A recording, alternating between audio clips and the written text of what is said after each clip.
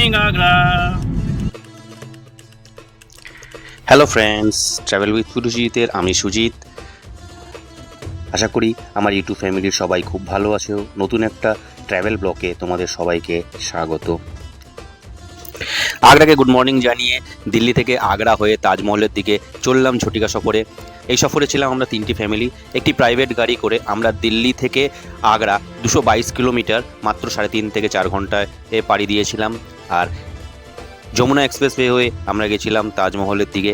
রাস্তা ছিল খুবই ভালো। সঙ্গে থাকছে আমাদের এই তিনটে ফ্যামিলির এই গাড়িতে যাতায়াতের কী খরচা পড়েছিল, তাজমহলে এন্ট্রিরই বা কী খরচাপাতি পড়েছিল, তাজমহলের এন্ট্রি গেটই বা কটি, তাজমহলে কোনো হিডেন চার্জেস আছে কি না, তাজমহলে ঘোরার জন্য কোনটা বেস্ট সময়, আর অবশ্যই তাজমহলের ইতিহাস ছাড়া তো তাজমহল হতে পারে না। বিশ্বের সপ্তম আশ্চর্য, তার ইতিহাস থাকবে না সেটা তো হতে পারে না। তাই থাকছে তাজমহলের কিছু ইতিহাস।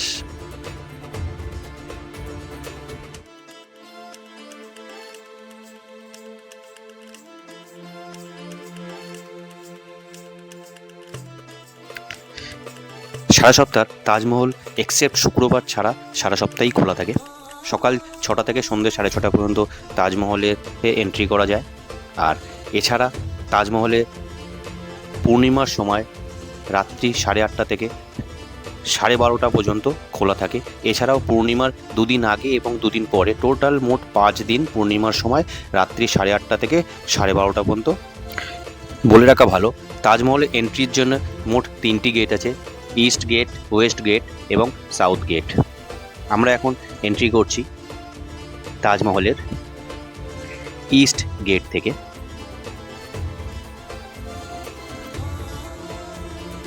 এখানে বেশ ভালোই সিকিউরিটি চেক হয়। আমার পরামর্শ থাকবে সবাই নিজের পার্সোনাল আইডিটা অবশ্যই ক্যারি করবেন। এবং তাজমহলে এন্ট্রির জন্যে সমস্ত রকম মেটালিক জিনিসপত্র, যেরকম সেলফি স্ট্যান্ড বা ক্যামেরা স্ট্যান্ড, এগুলোকে ক্যারি করতে দেওয়া হয় না।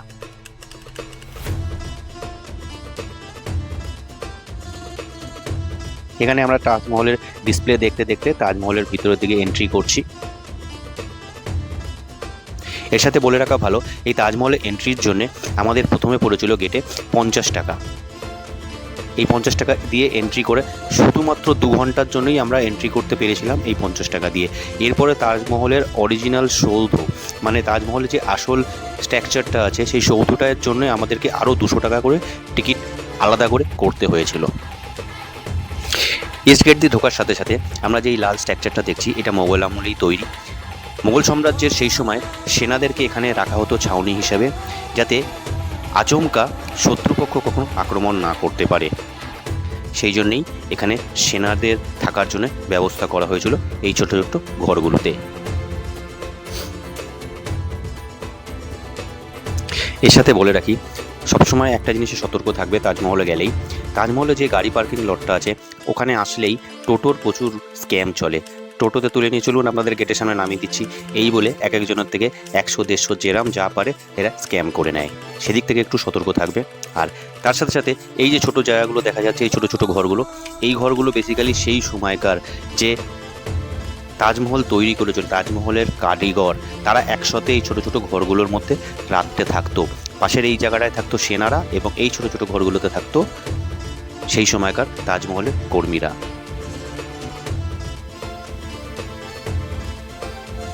উত্তরপ্রদেশের আগ্রার তাজমহলে আসতে গেলে ইস্ট গেট দিয়ে এন্ট্রির পরে পরেই আমরা যে গেটের কাছটি এসেছিলাম সেটার নাম রয়্যাল গেট। আর তাজমহলে যেতে হলে এই রয়্যাল গেট দিয়ে এন্ট্রি করতে হয়। এই রয়্যাল গেটে খুব সুন্দরভাবে ক্যালিওগ্রাফি করা আছে। আর এই ক্যালিওগ্রাফি করার জন্যে ইরান থেকে ক্যালিওগ্রাফি স্পেশালিস্ট আব্দুল হামিদকে আনা হয়েছিল সেই সময়। রয়্যাল গেট দিয়ে এন্ট্রির সময় ভালো করে লক্ষ্য করলে দেখা যাবে রয়্যাল গেটের সামনের দিকে 11টা ছোট গম্বুজ এবং পিছন দিকে 11টা ছোট গম্বুজ আছে। ইতিহাসে কথিত আছে তাজমহল তৈরি হয়েছিল টোটাল 22 বছরে, 1631 থেকে 1653 সাল পর্যন্ত। আর এই 22 বছরকে বোঝানোর জন্যই এই রয়্যাল গেটের উপরে সামনের দিকে 11টা ছোট গম্বুজ এবং পিছনের দিকে 11টা ছোট গম্বুজ তৈরি করা হয়েছিল।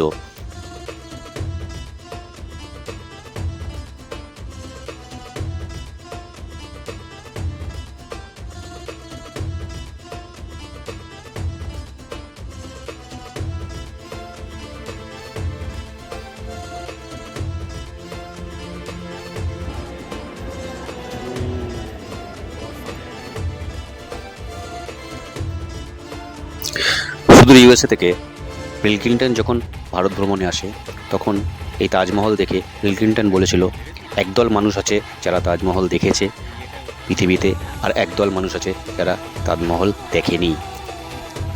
এই কথাটা কতটা যে সত্যি সেটা তাজমহল দেখতে গিয়েই বুঝতে পেরেছি। সত্যি এই সুন্দর স্থাপত্যটা পৃথিবীতে আর দ্বিতীয়বার তৈরি হবে না, তাই তো এটি পৃথিবীর সপ্তম আশ্চর্য।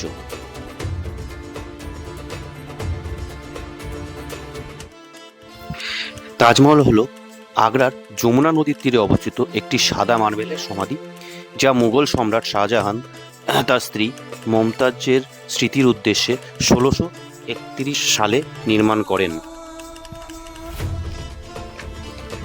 এবং শাহজাহান ও মমতাজের মোট 14টি সন্তান ছিল, আর 14তম সন্তান জন্ম দেওয়ার সময় মমতাজ অতিরিক্ত রক্তক্ষরণের জন্য তার মৃত্যু হয়, আর তার স্মৃতির সৌধ হিসাবেই এই তাজমহলকে তিনি তৈরি করেন। আর এই রয়্যাল গেট দিয়ে এন্ট্রির পরে পরেই তাজমহল দেখতে দেখতেই সবার নজরে পড়বে সেই বিখ্যাত ঝর্ণাগুলো।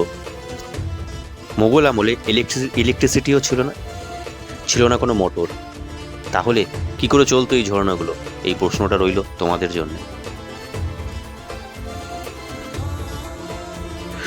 উত্তর জানা থাকলে অবশ্যই কমেন্ট বক্সে কমেন্টস করবে।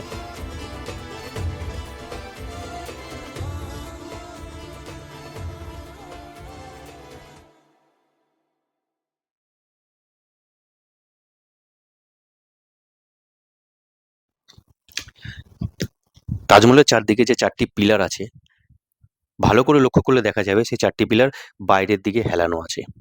কারণ সেই সময় এগুলোকে এমনভাবেই তৈরি করা হয়েছিল যাতে ভূমিকম্প হলেও এই পিলারগুলো তাজমহলের উপর ভেঙে পড়ে তাজমহলের আসল সৌধটার কোনো ক্ষতি না হয়। তাজমহলের মাথার যে গম্বুজটা আছে, এই গম্বুজটি কোনো পিলার ছাড়াই তৈরি, আর এই গম্বুজটির উচ্চতা 73 মিটার, যা ভারতের সবথেকে উঁচু মিনার কুতুব মিনার তার থেকেও উঁচু। ভারতের এই কুতুব মিনারের উচ্চতা 72 মিটার।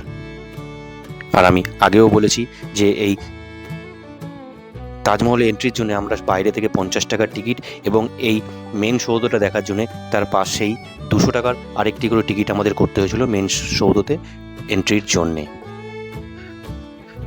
তাজমহল রাতের বেলায় কোনো রকম বৈদ্যুতিক লাইট ব্যবহার করা হয় না। এর পেছনে অনেক কারণ আছে। প্রথমত, রাতের তাজমহলকে দেখার জন্যে আলোর কোনো প্রয়োজন পড়ে না, কারণ এই তাজমহল যে পাথর দিয়ে তৈরি হয়েছে সেই পাথর আনা হয়েছিল রাজস্থানের মাকরানা থেকে। আর এই পাথরে তাজমহলকে সকালে দেখতে একরকম লাগে, দুপুরে দেখতে আরেক রকম, আর রাত্রে দেখতে আরেক রকম লাগে।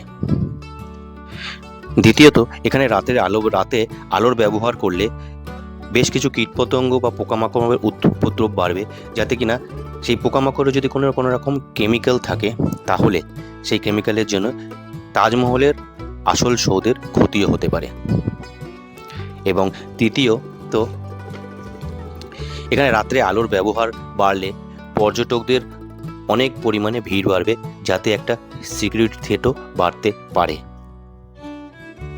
আর তাই এইসব কারণের জন্যই তাজমহলে কোনো রকম বৈদ্যুতিক আলো এখনো পর্যন্ত ব্যবহার করা হয় না।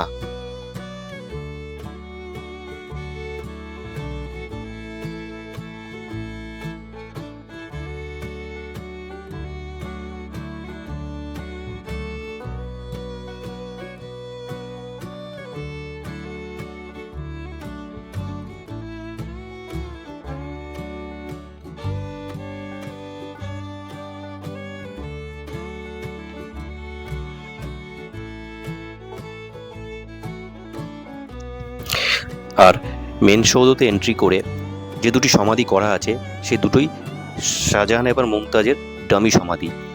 অরিজিনাল সমাধিটা এই সমাধির ঠিক নিচের একটি কক্ষেই আছে, যেখানে সাধারণ মানুষের প্রবেশ নিষিদ্ধ।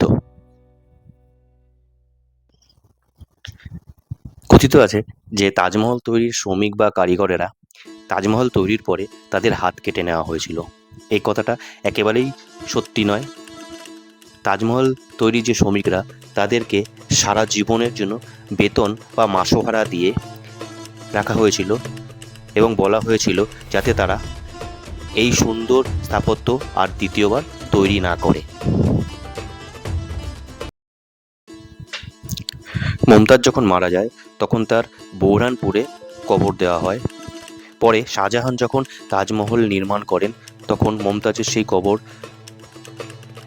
বোরহানপুর থেকে এইখানে নিয়ে আসা হয় এবং এখানে পুনরায় আবার তাকে কবর দেওয়া হয়।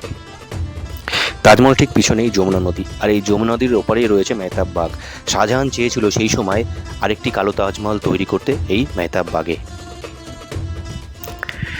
শাহজাহানের মৃত্যুর পর তার প্রিয় কন্যা জাহানারা বেগম তার মায়ের পাশেই পিতা শাহজাহানকে কবর দেন। আর এই তাজমহলের দুপাশে যে দুটি স্থাপত্য দেখা যায় সেই দুটির একটি ছিল সেই সময়কার মসজিদ এবং একটি ছিল অতিথিশালা।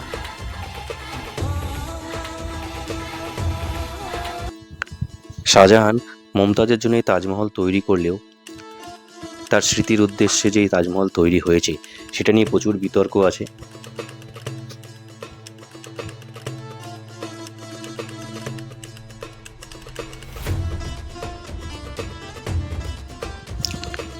শাহজাহানকে যখন বন্দি করে রাখা হয়েছিল অন্য একটি জায়গায়, সেখান থেকে গুপ্তপথে শাহজাহান মাঝে মধ্যেই এই তাজমহলে চলে আসতো মমতাজের কবরের কাছে।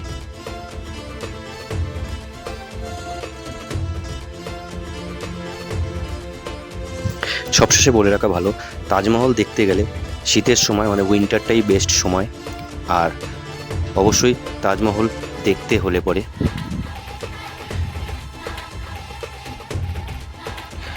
আর তাজমহল দেখতে আসলে তাজমহলের এন্ট্রির যে টিকিট সেটা কাটার দুটো উপায়। এক, তাজমহলের কাছে এসে অফলাইনে কাটা, দ্বিতীয়ত অনলাইনে টিকিট করে রাখা। আর এই টিকিটের জন্য খরচা হয়, আমি আগেও বলেছি যে এমনি সৌধতে এন্ট্রি করার জন্য 200 টাকা, আর তাজমহলের বাইরে থেকে গেটে এন্ট্রি করার জন্য 50 টাকা, টোটাল 250 টাকা। এখানে এছাড়া আর কোনো হিডেন কস্ট নেই। হ্যাঁ, তবে তাজমহলে আসলে একটা স্ক্যাম হয়, সেটা আমি তোমাদের আগেও বললাম যে তাজমহলে আসার সময় যেখানে গাড়ি পার্কিং লট আছে সেখানে নামলেই সেখানকার টোটো চালকরা বিশাল স্ক্যাম করে। জোর করে কাস্টমারদের তুলে নিয়ে এই মার্কেট ঘোরাবো সেই মার্কেট ঘোরাবো বলে 100 টাকা করে চার্জ করে, অথচ সেটা 10 টাকাও ভাড়া নয়। তোমরা যদি ওখান থেকে আরেকটু এগিয়ে আসো তাহলে ওখানকারই তাজমহলেরই যে ইলেকট্রিক কারগুলো আছে সেগুলো 10 টাকা বা 20 টাকার বিনিময়ে একেবারে তাজমহলের টিকিট কাউন্টারের সামনে এসে তোমাদের ছেড়ে দেবে। তাই সাবধান, বিওয়্যার অফ টোটো স্ক্যাম।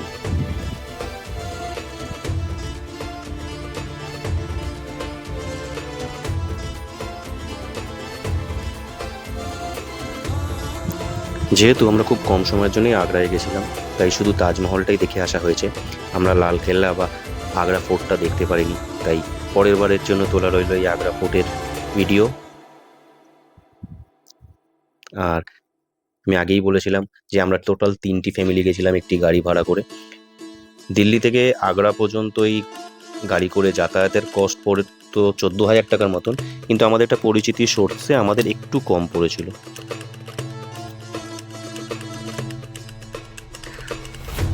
যেহেতু আমরা খুব কম সময়ের জন্য তাজমহলে গেছিলাম, তাই তাজমহল কমপ্লিট করে আমরা ফতেপুর সিক্রিটা কোনো রকমে ছুঁয়েই চলে এসেছি।